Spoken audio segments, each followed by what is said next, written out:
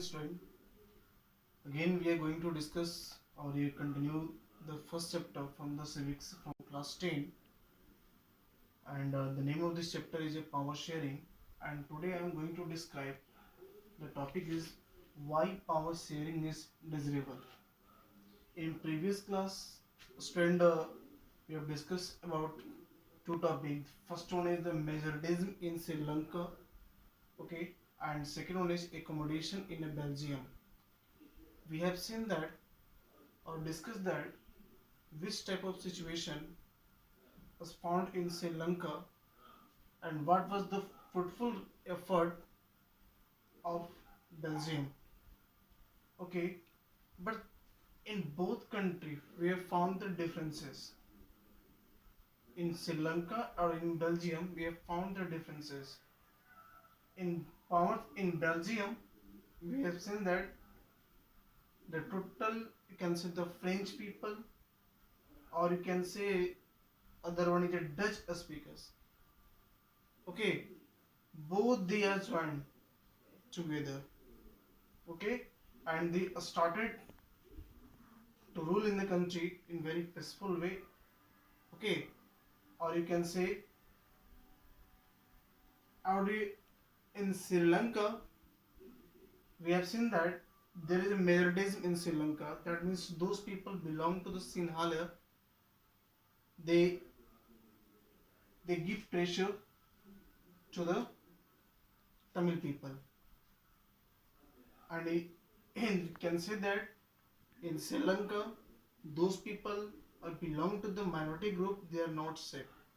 Like, but in our country we have seen that India is a democratic country, and there is no any official religion, there is no any official language, and those people belong to the minority group.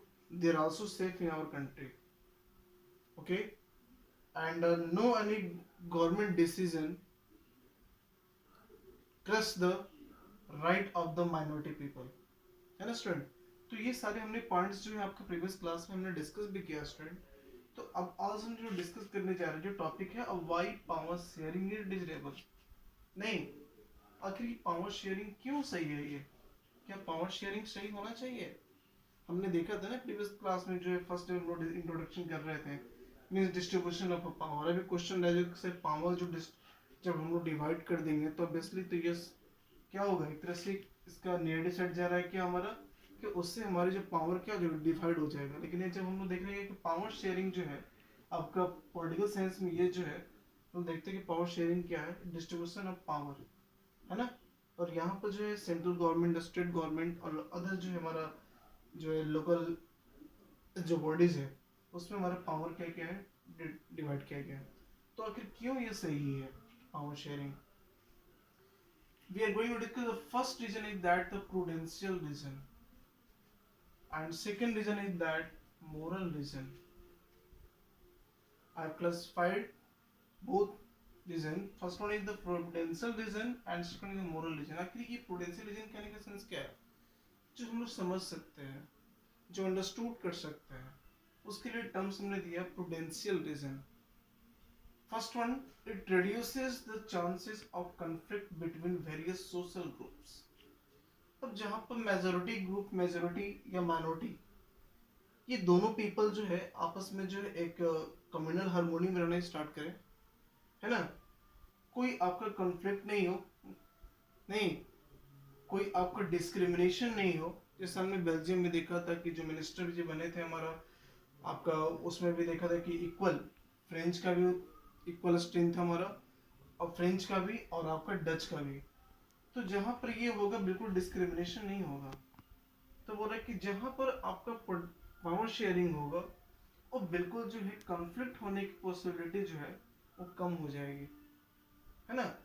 इस power जो है अगर हम India की बात करें तो state government के पास भी है, लोकल बॉडीज के पास भी रहेगा और सेंट्रल गवर्नमेंट के पास भी रहेगा. नहीं, तो यहाँ पर क्या पावर जो है डिवाइड हो गया है.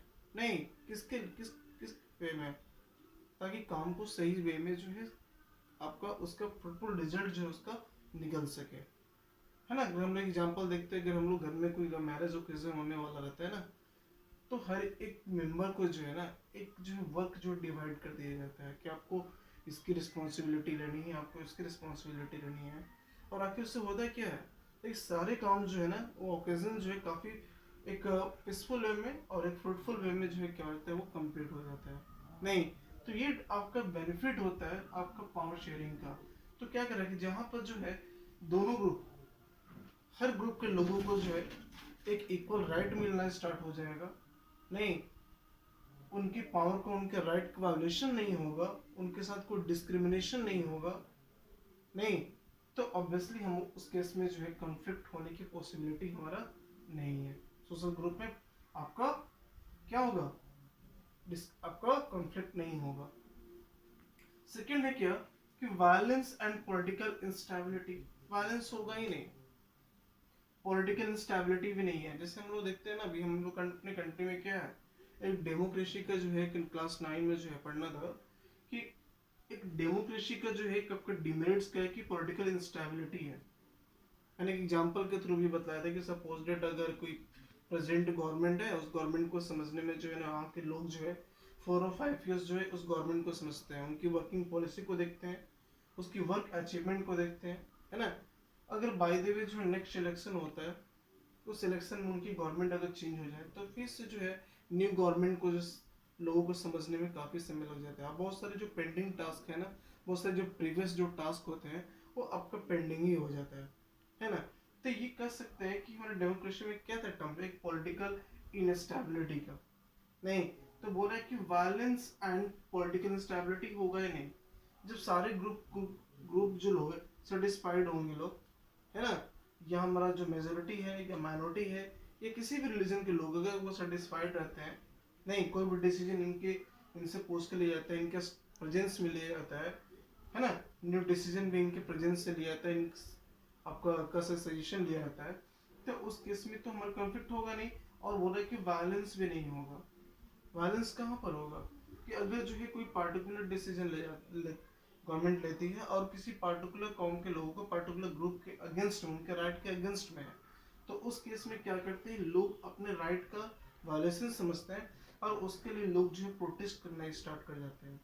और उस प्रोटेस्ट को जो है कैसे, उसे आपका ये होता है, तो हमारे जुडिशरी बनी हुई है, वो हम क्या करते हैं, उसका काम ही है कि जब गवर्नमेंट और पीपल के बीच में जो डिस्प्यूट है वो प्रॉब्लम को सॉर्ट आउट करती है हमारी जुडिशरी। वो बतलाती है कि डिस्प्यूट, ये आपका प्रोटेस्ट हमारा लीगल है या इलीगल है, गवर्नमेंट का डिसीजन सही है या नहीं है। तो हम देख रहे क्या कि जहाँ पर सारे लोग ग्रुप एक साथ रहेंगे, हमारा कोई डिसीजन अगर टुगेदर होकर लिया जाएगा तो ये वायलेंस क्रिएट ही नहीं होगा। और दूसरी बात क्या कि पॉलिटिकल इंस्टेबिलिटी भी नहीं होगी, है ना। जब सारे लोग एक साथ रहेंगे तो सभी के डिसीजन जो आपका मान्य होगा, तो इंस्टेबिलिटी होने की पॉसिबिलिटी भी नहीं है। उस एक कंक्लूजन हम क्या कर सकते हैं, प्रूडेंशियल रीजन का क्या आया कि power sharing will bring out better outcomes. हम कह सकते हैं ना कि पावर शेयरिंग जो है एक अच्छा रिजल्ट लेकर आता है किसी भी कंट्री के लिए। तो जिस कंट्री में अगर पावर शेयरिंग होता है तो बिल्कुल जो उस कंट्री के लिए एक अच्छा आउटकम्स लेकर आता है। और ये आउटकम्स किसको फेवर करेगा, कॉमन पीपल का। नहीं, एक कंट्री में जो है लोगों से ना, एक कंट्री में किससे बना हुआ है, कॉमन पीपल से, है ना। कॉमन पीपल, अगर कॉमन पीपल वहाँ के लोग सेटिस्फाइड रहेंगे तो ऑब्वियसली उस कंट्री का जो है वो डेवलपमेंट होगा। अगर हम अदर बात करते हैं मोरल रीजन, जो हमारा ये फैक्ट पॉइंट है हमारा मोरल रीजन का। नहीं, वो रखिए कि power sharing is the basic spirit of democracy, है ना, कि बेसिक स्पिरिट है ये हमारा डेमोक्रेसी में जो है हमारा पावर शेयरिंग होना ही चाहिए। अगर डेमोक्रेसी हम लोग क्यों बोल देते हैं कि हमारा कंट्री जो है डेमोक्रेसी इंडायरेक्ट डेमोक्रेटिक कंट्री है, लेकिन पावर जो है केवल एक ही लोगों को है।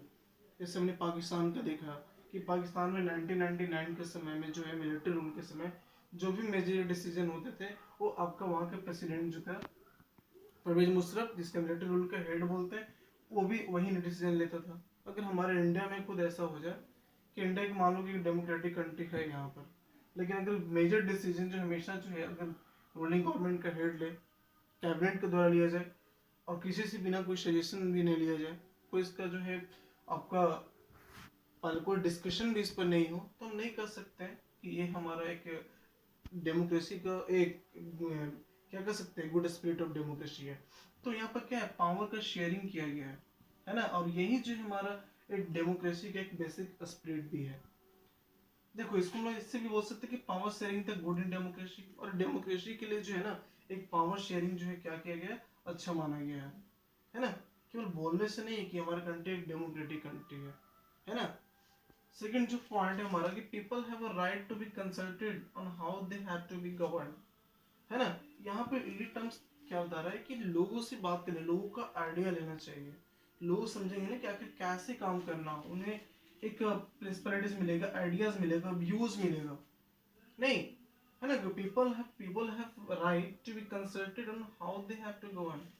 उन्हें मालूम होना चाहिए कि कैसे गवर्न करना है ना, क्या वे है उसका, है ना। ये सारे प्रोसेस जो है उन्हें मालूम होना चाहिए, तभी जो है एक सही वे हम कर सकते हैं कि हमारा एक पावर शेयरिंग हमारे लिए गुड सही है। उसके बाद इसका हम कंक्लूजन क्या आ सकता है हमारा, बोल रहा है कि power sharing impasses the act of power sharing valuable. Means कि पावर शेयरिंग जो है ना एक वैल्यूएबल एक्ट है। पावर शेयरिंग इतने सारे जो हमने एक्सप्लेनेशन देखा, हमने कुछ बेल्जियम का भी देखा, है ना, उसके अगेंस्ट में हमने देखा अदर साइड में श्रीलंका का।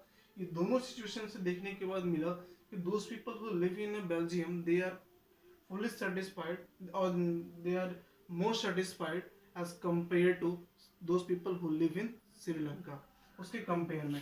तो ये हमारा कंक्लूजन रिजल्ट क्या आता है कि बोले कि power sharing emphasis the act of power sharing is valuable, means कि वैल्यूएबल एक्ट है ये हमारा पावर शेयरिंग जो है हमारा एक वैल्यूएबल क्या है, ये एक्ट है ना।